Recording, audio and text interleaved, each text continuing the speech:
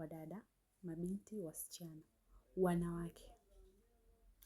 Make sure unavyoenda kwa mwanaume siku ya kwanza, punguza ujuaji. Haijalishi unaenda na rafiki yako, haijalishi unaenda na aunti yako, haijalishi unaenda na mamdogo wako, punguza ujuaji. Wanaume walio wengi hawapendi wanawake wajuaji.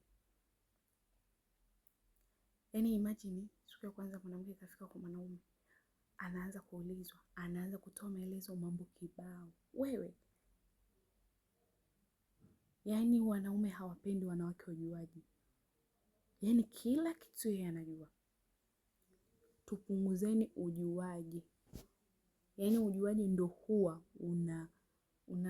yaani mtu akisha kuangalia anajua anakusoma wewe ulivyo, kwa sababu ashakuuliza baadhi ya maswali umeyatoa yote.